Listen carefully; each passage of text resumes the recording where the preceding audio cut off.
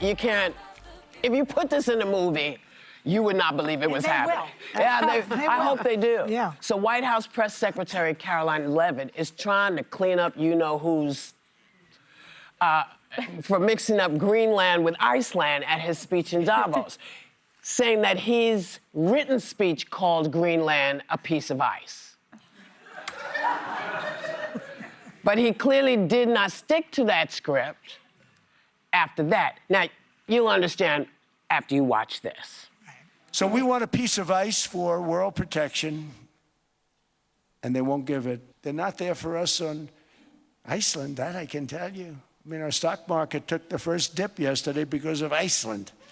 So Iceland's already cost us a lot of money. And I'm helping Europe, I'm helping NATO, and I've until the last few days when I told them about Iceland, they loved me. They called me daddy, right, last time. Very smart man said, he's our daddy. I guess he's mixing up Epstein. Anyway, maybe he's also having a tough time keeping his story straight on what kind of deal he made about Greenland. Take a look. Will you have control of all of Greenland, Mr. President? How many countries? Does this ultimately mean that the U.S. will ultimately acquire Greenland? Well, I don't know if I can say that, but it could be. I mean, it's possible. Anything's possible. Yes. So details are vague. We do know that he backed off military action and tariffs against the EU. So look, I don't even want to ask you all the question because you know what I'm going to ask you, and you just have to answer it. Well, what is going on? Well, at least Greenland is safe, but Iceland is not. So that's the good news. Yes. But, you know, in my opinion, he tries to create, he's not too bright, but he also tries to create chaos all the time. As we talk about it a lot here, about the distraction from the Epstein files, and Jack Smith is testifying today, and he's going to nail him on January 6th. So that's what goes on in his head. Even though he's got chaos going on in his head, he also is very, what's the word? Sincere about causing the chaos, you know? Because intentional chaos. I think that's what he does. Well, not to pat myself on the back, but this is exactly what I said could happen earlier this week. Under a 1951 defense agreement. Under a 1951 defense agreement, the U.S. has always had the ability to expand our military presence in Greenland. In fact, NATO would welcome it. And to remind people, Arctic security does matter, especially with global warming. Those become more navigable waters. One of the big reasons it matters is because ICBMs, if they came from Russia or China or Iran to the United States, would likely go over that region. It's a huge place that we want missile defense capabilities. All good things, but why do it in the maximum chaos way that he did? Yeah. And I have come to a conclusion. We keep saying, what is the check on this White House in the second term? What is the check on Donald Trump?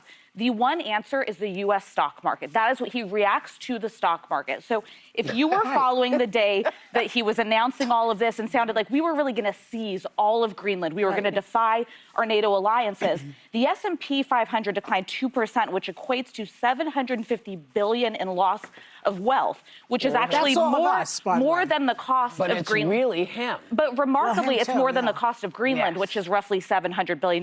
Now, the stock market's rallied since he's backed off of this.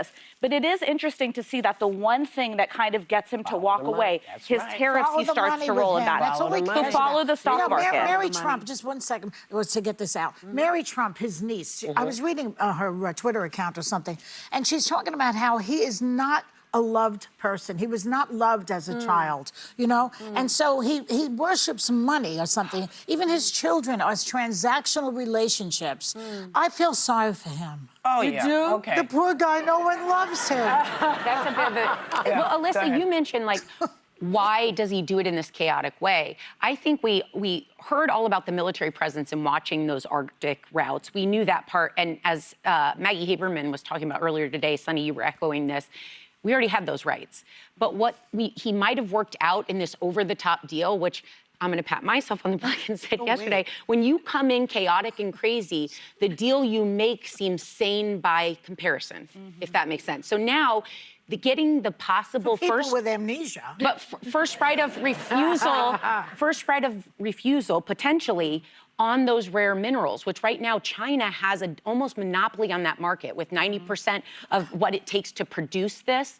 And Greenland has a huge amount of it. So it would pretty much knock the world out of the economic competition of future electric batteries. So just know that that was not discussed in what Mr. Rutte said. That was not discussed. No. Well, it was written about. Sorry, because it was written about by other people. He has not made a new deal. There is not no, a new it's deal. not a good deal. What they have on the table that they're looking to get done, which now people seem But willing to. who is looking to get it done? See, so the head of NATO, which Denmark and Greenland will probably just take whatever that's my issue. Like, he met with the head of NATO. The head of NATO is not the sovereign of Denmark. So if you're trying to get Greenland, which the sovereign is Denmark, and it's semi-autonomous, then you have to meet with Denmark. And so I don't really think anything really happened. But what's so distressing to me is he's like, who's your daddy and all this stuff. He's so deeply unserious. He's so deeply unserious and so deeply unpresidential that it's sad and an embarrassment to our country. It's an embarrassment to Americans. I'm so disgusted by that. Right. But the other thing is, you know, I don't really think he did anything. He told CNBC, we have a concept of a deal. We've heard that before, right? Like concepts of health care. On CNN, he said, the U.S. got everything we wanted. Well, that's not true. And then he said, just this morning, he told ABC's Rachel Scott that the U.S. would have control of Greenland. And so we don't really know what's happening, but what we do know is he started this strange board of peace at Davos, testing the global order, and I think it's something that not enough people are talking about. He said he wants this new board of peace, okay, to work with the United Nations, and that once the board is completely formed, we can do pretty much whatever we want to do. You know, he is apparently, it's a global scope, but only one person in charge. Trump will serve as the indefinite chairman of the board, possibly holding the post beyond his second term as president, according to the charter. And one man has the power to veto decisions, approve the agenda, invite members, dissolve the board entirely, designate his own successor. His name is spelled out in Article 3.2. And guess who's on the Board of Peace? He's the executive founder. Right. It includes his son-in-law, Jared Kushner, Secretary of State, Marco Rubio, Special Envoy, Steve Witkoff, and former British Prime Minister, Tony Blair.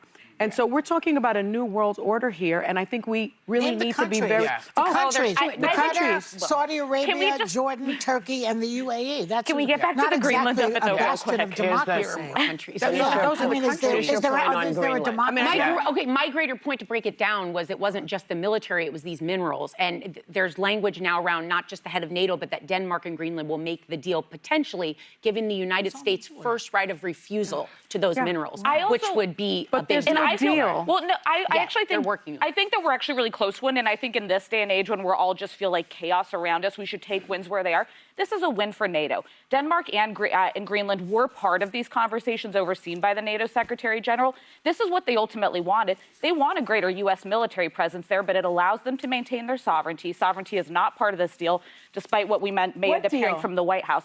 What we're hearing, that we're going to have a larger military presence and a shared missile defense capability. I don't believe it. And he's lifting the threat of tariffs on the European Union, one of our biggest trading partners.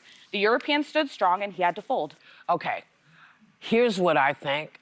I think there was a light discussion that NATO already knew, because they already talked about all of this with Denmark and all the stuff that they wanted, and he is trying to save face. That's what I think. Marco Rubio came in like a little fairy and got this deal through to... You mean like a magical... Like a magic wand.